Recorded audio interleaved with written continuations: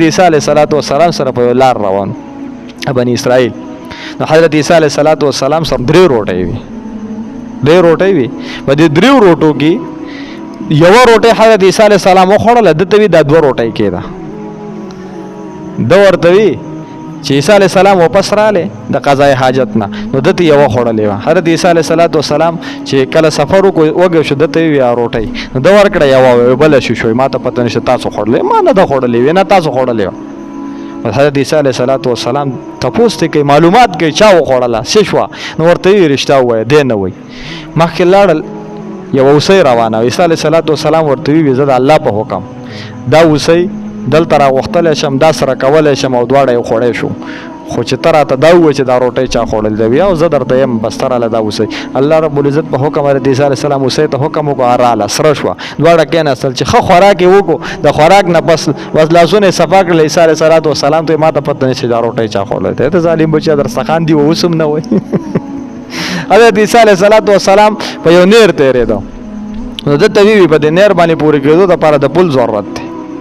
اوس زه د الله پیغمبر یم زه به پوره شم خو ته رانه ډوبېږي نو دا چلو که زه دله دا پل لګوم خو که دا کال دې راته وایي چې دا کس راته ښایه وی ښیم درته الله رب العزت ته یې سوال وکړو پل پې ولګېده په دا نیر پورې وتل دی چې پورې ووته ما ته پته نشته دی. حضرت عیسی علیه السلام لږ مخکې لاړې د شګو درې ډېرې وو حضرت عیسی علیه السلام زه الله ته سوال کوم دا به د سرو زرو کي کاڼي به تې جوړ کړي خو چې کس راته ته ښایي وی ښیم درته. حضرت عیسی علیه السلام ورته وی الله ته سوال وکړو هغه شګې دا ډېرې دا د سرو زرو شو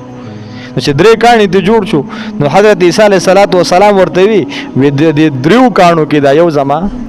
دا یو ستا دا یو د هغه چا چې زما درېیمه روټۍ خوړلې ده دی ورته وایي چې ما خوړلې ده حضرت عیسی علیه السلام ما خوړلې ده حضرت عیسی علیه السلام ورته وی دا درې واړه ستا شو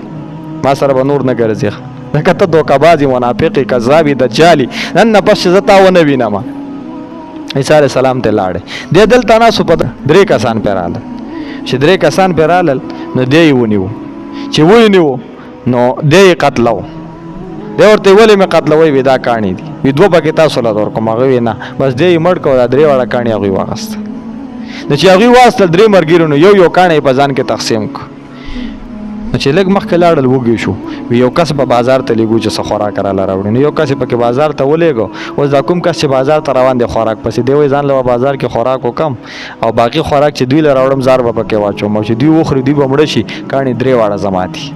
هغوی هلته ځان کې مشوره کوي چې دی بازار نه راشي او چې خوراک کي دی بل ډارې کې رانیسو چې دی مړ کو خو د یو کاڼي په ځای به یو نیم والو دوه کسان به شو دی به مو وجلی نو چې هغه بازار نه رالی او څنګه خوراک یې کېښود دوی مړ کو چې مړ یې که بیا کېناستل ځان له یې خوراک کو نو خوراک یې چې وکړو دا هم مړه شو نو هغه درې واړه کاڼي ورسره پراته دي او کسان پې څلور مړه دي. حضرت عیسی علیه السلام واپس راتېرېده نو تاسو افسوس یې وکړو ډېر زیات وی دنیا ډېره عجیبه وي خلک په تا مړ یو که ته هم هغه هلته پرته